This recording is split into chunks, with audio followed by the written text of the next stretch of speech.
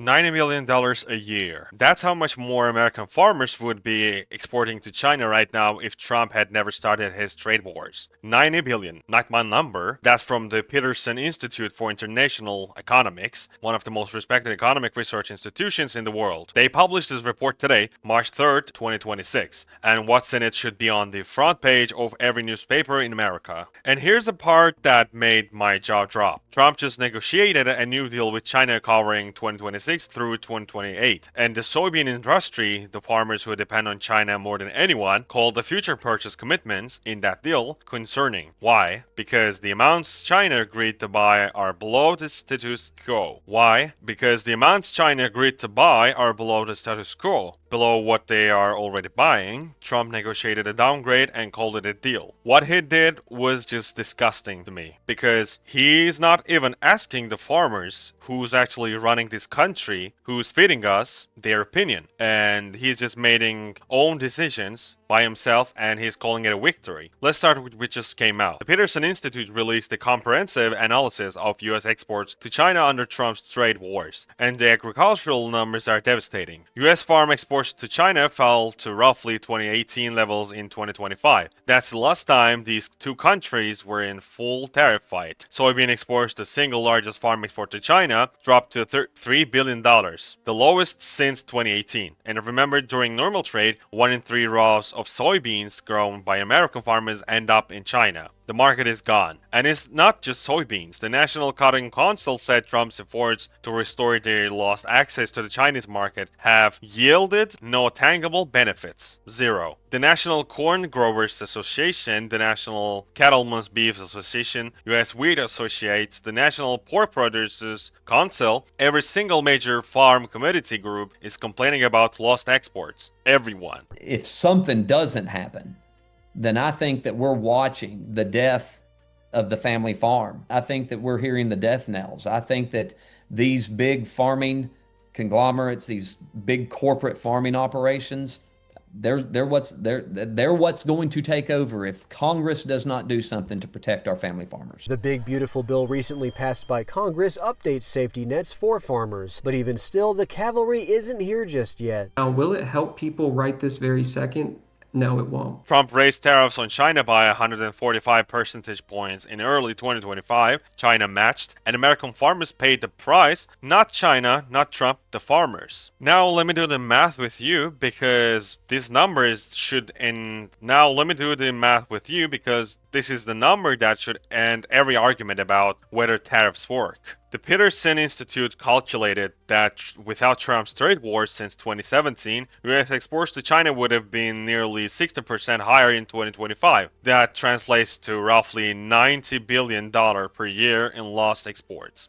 Not lost over a decade, per year. Every single year since Trump started this fight, American businesses and farmers have been losing tens of billions in sales that would have existed if he had just left trade alone. And let's zoom in agricultural specifically in 2017, before the trade war. The US held about 40% of China's soybean imports. Today we hold 20. Where did the other 20 go? Brazil and Argentina. China now gets 80% of its soybeans from these two countries, up from 60% in 2017. That's a 20% of shift in market share that happened entirely because of Trump's tariffs. Now here's what it gets insulting. Trump's original Phase 1 deal with China in 2020 promised $200 billion in additional purchases of American goods. He bragged about it at Davos, said it could reach 300 billion. How much did China actually buy? 58% of the commitment. They bought the 58% and none of the additional 200 billion Trump promised.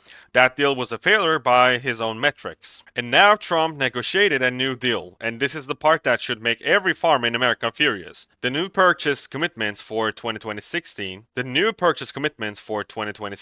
through 2028 are, in the soybean industry's own words, below the status quo. Trump didn't negotiate more access. He negotiated less. He went to the table, sat across from Xi Jinping, and came back with a deal that guarantees China will buy less American soybeans soybeans than they were already buying. And you want to know what's the Trump solution to this? The same thing it always is: subsidies. And in December 2025, he announced 11 billion subsidies for farmers affected by temporary trade market disruptions. That's government code for trading partner retaliation for Trump's tariffs. Payments started February 28, 4 days ago. 11 billion. Sound familiar, right? During the first trade war in 2018 and 19, Trump sent $28 billion in subsidies to farmers. So across both trade wars, that's roughly 39 billion in taxpayer-funded bailouts to fix a problem that Trump himself created. And the Peterson Institute says the total export loss is $90 billion per year.